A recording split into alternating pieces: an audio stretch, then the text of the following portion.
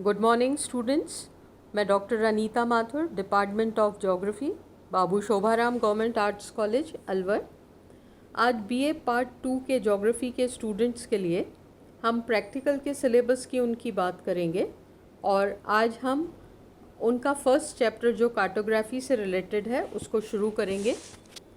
Second year में जो students हैं अभी, उन्होंने लास्ट ईयर जो भी सर्कमस्टेंसेस रहे उनकी वजह से प्रैक्टिकल उनका नहीं हो पाया है, तो थोड़ा अपन पहले इसके पैटर्न की चर्चा करेंगे। ये सिलेबस भी मैं आपको इसका पीडीएफ आपको भेज दूंगी ताकि उस सिलेबस पे आप अपना काम कर सकें।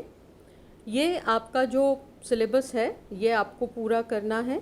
इसके अतिरिक्त इसी के आधार पर हमें शीट्स बनानी है। आपके इस साल के कोर्स में जो मेन बातें हैं उसमें मैप्स एंड डायग्राम्स वाला पोर्शन है और स्टैटिस्टिक्स का कुछ भाग है और फील्ड सर्वे भी है। हम अपनी फ़ाइल तैयार करेंगे और एग्ज़ाम में क्या होता है कि टोटल 5 क्वेश्चंस हमारे पेपर में आते हैं, जिसमें से हमें कोई 3 करने होते हैं। इसी के साथ साथ आपका फील्ड सर्वे भी होता है, वाइवा भी होता है, फ़ाइल भी वहाँ पे चेक की जाती है।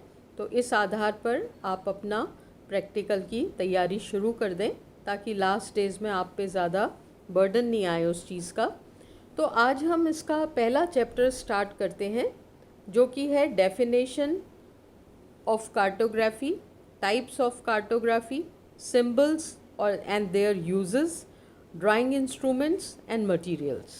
मतलब मानचित्र कला क्या है, उसके कितने प्रकार हैं, उसमें किन किन चीज़ों का प्रयोग, किन किन चिन्हों का प्रयोग किया जाता है, कौन से ड्राइंग के इंस्ट्रूमेंट्स यूज़ किए जाते हैं और कौन सा मटेरियल यूज़ किया जाता है। तो सबसे पहले हम बात करेंगे इंट्रोडक्शन ऑफ कार्टोग्राफी की, या मानचित्र कला का परिचय आपको बताएंगे। तो ये जो शब्द है मानचित्र कला या कार्टोग्राफी जो शब्द है उसका प्रयोग सबसे पहले 1839 में पुर्तगाल के जो विद्वान थे फ्रांसिस्को डी बेरोज, उन्होंने कार्टोग्राफी शब्द का सबसे पहले प्रयोग किया गया। और ये जो शब्द था ये 2 शब्दों से मिलके बना था, जिसमें कार्टे फ्रेंच भाषा का था और ग्राफिया ग्रीक भाषा का था। इसका क्या आशय होता था? मानचित्र और राइटिंग, लिखना, अर्थात मानचित्रकरण करना। तो ये जो इसका इतिहास, इससे हमें पता लगता है कि बहुत पुराना है और 1839 में इसकी चर्चा कर ली गई थी। तो ये अपने आप में एक बहुत पुराना शब्द है और उसी काल से हम इसका प्रयोग कर रहे हैं।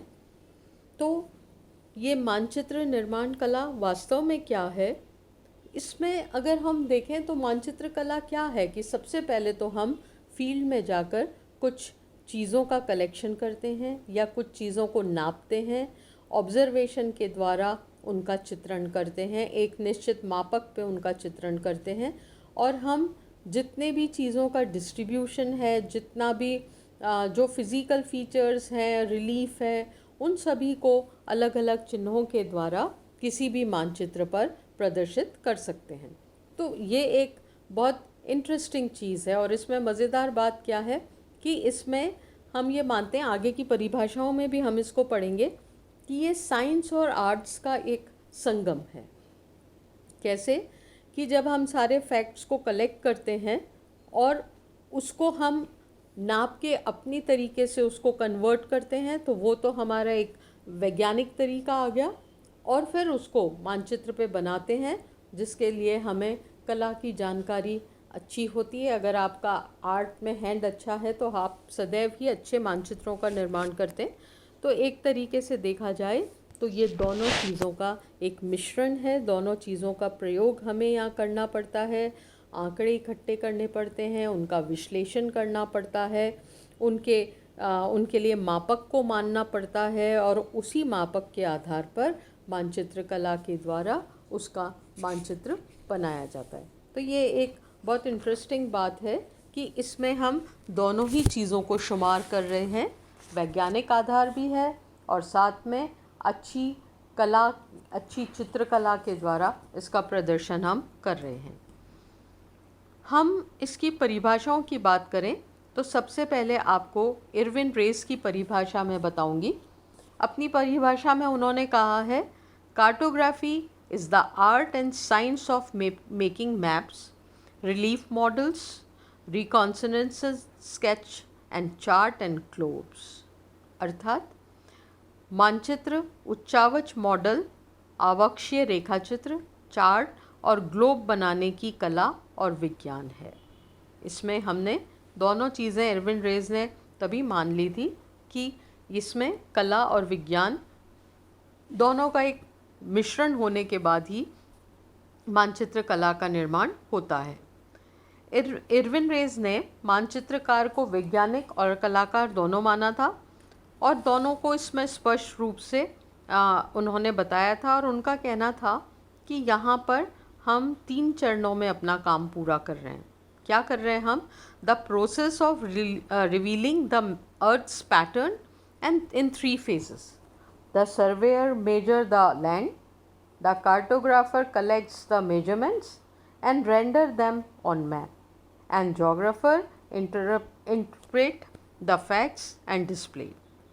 अर्थात सबसे पहले एक सर्वेयर सारी चीज़ों को कलेक्ट करता है, कार्टोग्राफर उनको नापता है और उनको मैप पर डालता है और जोग्राफर उसको इंटरप्रेट करता है कि क्या है ये, क्या हम बताना चाहते हैं और अपनी फैक्ट्स को वहाँ पे जस्टिफाई करता है कि यहाँ पर इस मानचित्र में हमने किस चीज़ को प्रदर्शित किया है और हमारा प्रदर्शन का आधार क्या है।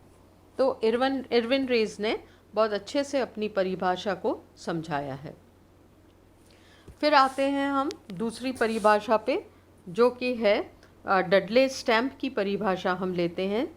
उन्होंने कहा है, cartography is the art of map construction and the science on which it is based. अर्थात मानचित्र रचना की कला तथा वह विज्ञान जिस पे मानचित्रण आधारित है उसे मानचित्र कला कहते हैं। बहुत सिंपल परिभाषा इन्होंने दी है और यहाँ पर ये ज़रूर बता दिया गया है कि हमारा जो मानचित्र कला का अध्ययन होता है वो साइंस बेस्ड होता है। हम विज्ञान के आधार पर ही चीज़ों को कलेक्ट करके, मेजर करके और उनको एक मापक पर ढालते हैं। तो ये एक तरह से देखा जाए तो दोनों चीज़ों का सम्मिश्रण है। इसके अतिरिक्त अगर हम आगे की परिभाषाएं देखेंगे तो उसमें रॉबिन्सन की परिभाषा महत्वपूर्ण परिभाषा है, जिसमें उन्होंने बताया है कि cartography is the technique fundamentally concern with reducing the special characteristics of large area of a portion of the earth, the moon और even the whole earth to a form that makes them observable. अर्थात मानचित्र कला मूलतः वह तकनीक है जो विस्तृत क्षेत्र, संपूर्ण पृथ्वी, उसका कुछ भाग, चंद्रमा के स्थानिक मिश्रण का लघुकरण करता है और उसे प्रेक्षण योग्य रूप में प्रस्तुत करता है। प्रेक्षण योग्य का क्या मतलब होता है, या हम ये कहें कि ऑब्जर्वेबल का क्या मतलब होता है। ऑब्जर्वेबल मतलब जिसको हम ऑब्ज़र्व कर सकें, जिससे हम कुछ कंक्लूज़न निकाल सकें। अगर हम एक तरह से सिंपल एक ग्लोब को देखते हैं तो हम बहुत सारी चीज़ें उसमें नहीं बता पाते हैं, नहीं समझ पाते हैं। तो उसको एक कागज़ पर अच्छी तरह से उतारना, हर उसके कैरेक्टरिस्टिक्स को प्रॉपरली बताना, मार्क करना, नाम देना, उसके लिए निश्चित मापक तय करना, ये मानचित्र कला का कार्य है और उसमें ये सब किया जाता है। फिर हम आते हैं अगली परिभाषा पे, जो F.J. मोंकहाउस ने दी है। उन्होंने अपनी परिभाषा देते समय लिखा है कि cartography is in its widest sense of whole series of map making from an actual survey of the ground to printing the map in a more limited sense the drawing of a map. अर्थात मानचित्र कला में धरातल के वास्तविक सर्वेक्षण से मानचित्र मुद्रण तक के प्रक्रमों को संपूर्ण श्रृंखला के रूप में सम्मिलित किया जाता है। अगर हम सिंपल भाषा में देखें तो यहाँ पर बहुत सारे कार्य एक साथ हो रहे हैं, जिसमें हमने सबसे पहले हमने सारी चीज़ों का सर्वे किया, फिर उसको मापक के आधार पे सेट किया, फिर उसको चित्रकला के द्वारा उसको ड्राइंग हमने मैप को बनाया।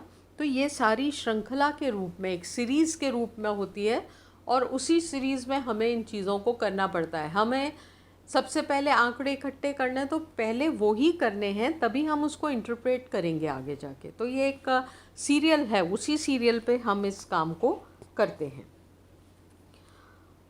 आगे की परिभाषाओं की अगर हम बात करते हैं तो हम सबसे पहले अब बात करेंगे बुचरमैन की परिभाषा की, जिसमें बुचानन ने अपनी परिभाषा में लिखा है, cartography is the making of maps and charts in a wider sense of term, covers and process of map making from field survey or compilation of printed form, compilation to printed form। अर्थात मानचित्र तथा chart की रचना को मानचित्र कला कहते हैं।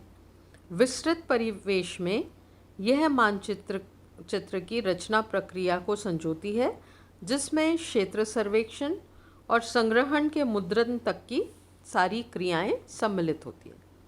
तो बुचानन ने भी अपनी परिभाषा में बेसिकली वही बातें बताई है कि मैप मेकिंग कई सारी स्टेजेस में जाके संपन्न होती है और इन सारी स्टेजेस को हम एक सीरियल में ही लेते हैं, हम उसी सीरियल के आधार पर उसको आगे बढ़ाते जाते हैं।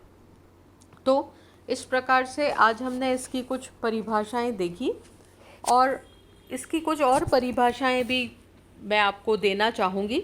उसके बाद हम पढ़ेंगे कि कार्टोग्राफी की प्रकृति क्या है, किस प्रकार से इसका रचना संसार जो है वो फैला हुआ है, क्या इसका विषय क्षेत्र है, क्या इसका हमारे लिए महत्व है। तो मैं प्रैक्टिकल के लिए स्टूडेंट्स को यही सजेस्ट करूँगी कि हम लोग जैसे जैसे इस क्लास में पढ़ते जाएंगे, आप बाज़ार से शीट्स ख़रीद लाइए, पहले रफ़ में बना के देखिए। हम आपको डाटा भी देंगे, जो भी आपकी जो भी आपको डायग्राम्स बनाने हैं, 1 डायमेंशनल 2 डायमेंशनल, इसके अतिरिक्त मैप भी हम बनाएंगे। तो आप साथ के साथ इसको बनाते चलिए ताकि आपकी शीट्स का काम भी होता जाएगा। नेक्स्ट क्लास में हम इस चैप्टर को कंटिन्यू करेंगे। Thank you.